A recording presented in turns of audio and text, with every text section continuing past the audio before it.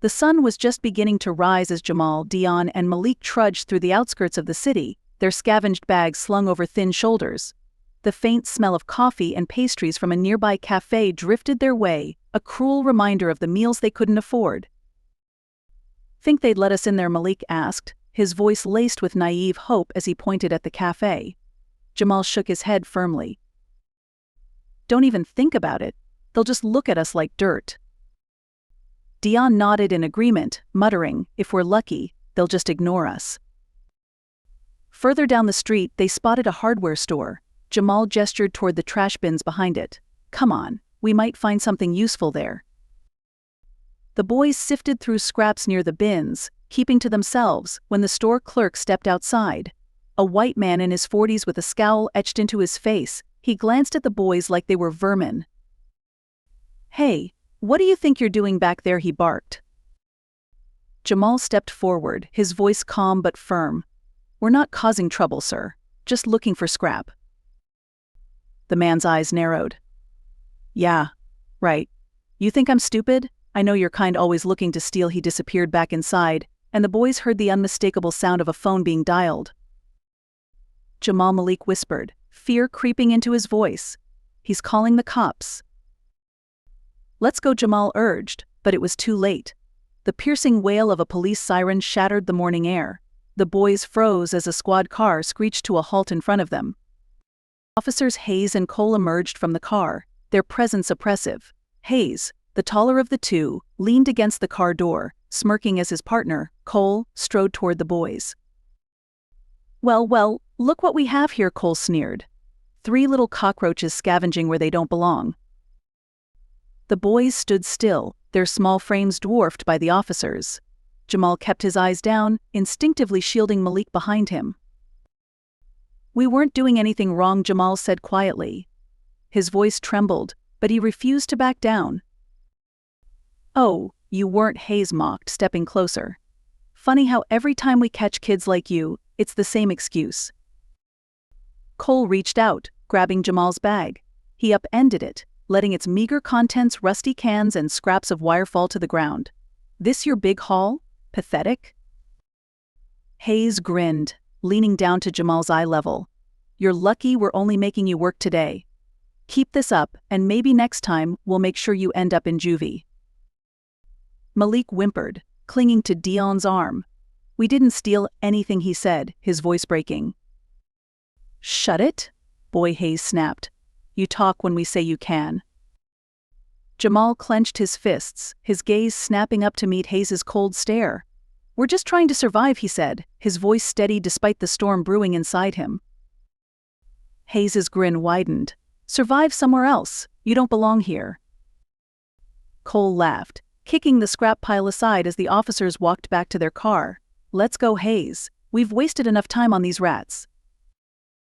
As the squad car drove off, the boys stood in the silence, the weight of their humiliation pressing down on them like the suffocating air of the dump. Michael Ortiz sat at his desk, reviewing the raw footage of Jamal, Dion and Malik struggling under the weight of the log, their faces etched with pain and humiliation. His hands trembled slightly as he replayed the officers' cruel laughter and biting comments. This was more than just a story, it was a blatant display of power and systemic racism. Michael's chest tightened with a mix of rage and determination. "The world needs to see this," he whispered to himself.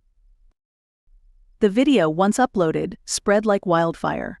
While many applauded Michael's courage for exposing the truth, the backlash was swift and brutal. His inbox flooded with messages, some offering support, others laced with venom. One message read, "Stick to your own kind, Ortiz.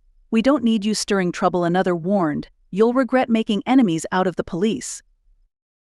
Late one night, Michael's phone buzzed with a new email. Opening it, his stomach turned. The subject line read, "Bleeding Heart Minority." The email accused him of fabricating the story, calling him a traitor to his race. Attached was a doctored photo of him standing beside the boys, with the caption, "Sympathizer of scum." He slammed his laptop shut, the words ringing in his ears. Despite the threats, Michael pressed on. One day, as he approached the dump to check on the boys, Hayes and Cole were waiting for him. Their smirks were as sharp as the crisp morning air. "Back again," Ortiz, Hayes sneered, folding his arms. "Guess you're really invested in these little rats, huh? Must be nice to play hero." Michael's jaw clenched, but he forced his voice to remain calm. "The world deserves to know how you treat these kids."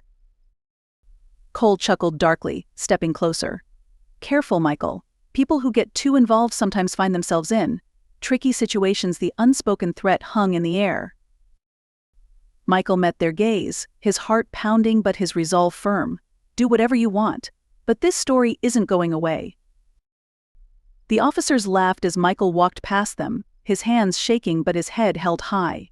He could feel their eyes burning into his back, but he refused to let them see his fear. He had promised the boys he wouldn't back down, and he intended to keep that promise.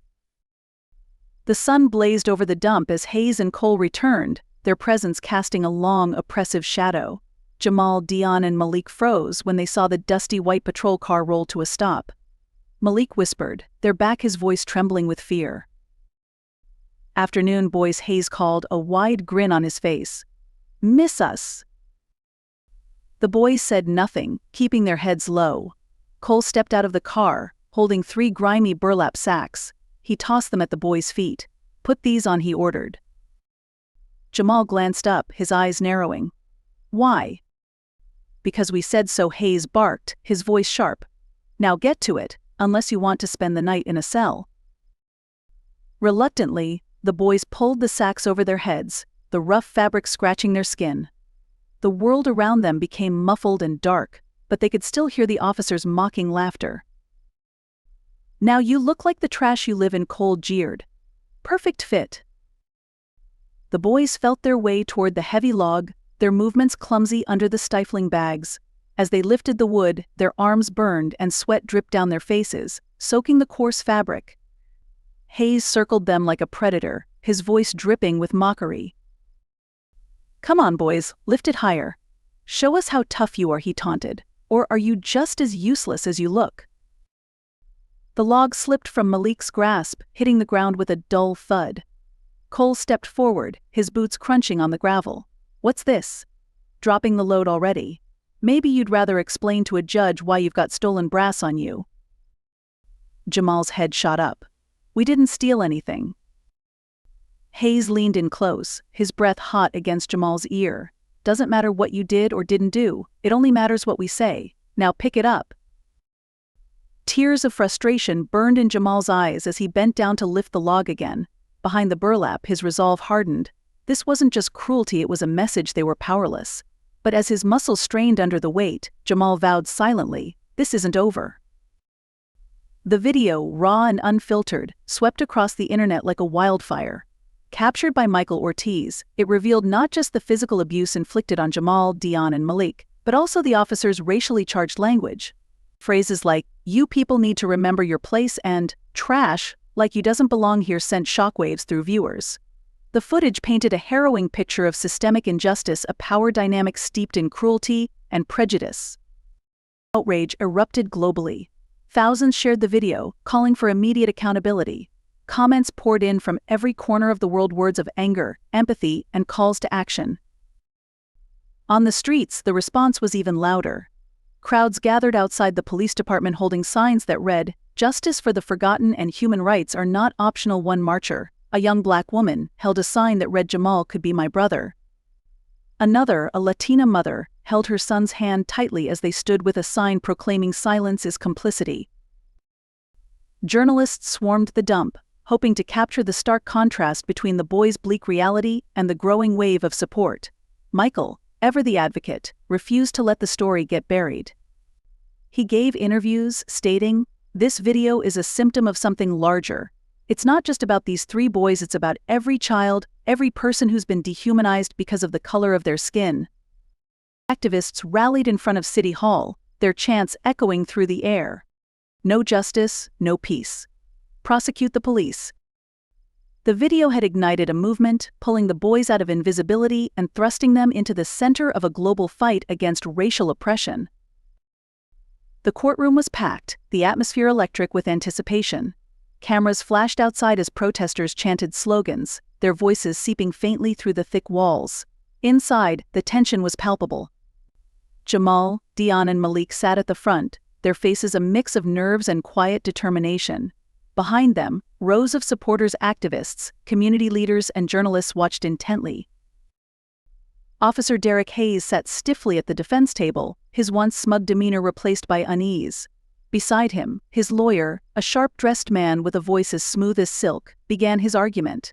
"Ladies and gentlemen of the court," he said, addressing the jury, "my client acted within the bounds of his duties. The boys were trespassing and looked like trouble. Officer Hayes had every reason to suspect them of criminal intent." A murmur rippled through the courtroom. Jamal clenched his fists under the table. Dion shifted uncomfortably, and Malik's wide eyes darted nervously toward Jamal for reassurance. The prosecutor rose, her voice firm and unwavering. "Looked like trouble," she echoed, her tone sharp. "Is it a crime now to be young, poor, and black? Let's be clear, this case isn't just about trespassing. It's about systemic abuse of power and the racial bias that fuels it." She called Michael to the stand. His testimony was damning. "I saw those boys humiliated, degraded, and treated like less than human. The language used wasn't just cruel, it was racially charged and intentional. It wasn't about enforcing the law, it was about domination." Michael's words were supported by the video. The courtroom watched in silence as the footage played Jamal and his friends struggling under the weight of a massive log, the officers taunting them, laughing and shouting slurs. Gasps filled the room when Hayes's voice rang out, "This is what happens when you people think you're above the rules." The defense lawyer attempted to downplay the footage. "Context is important," he argued. "These officers deal with difficult situations, daily split-second decisions." The prosecutor interrupted.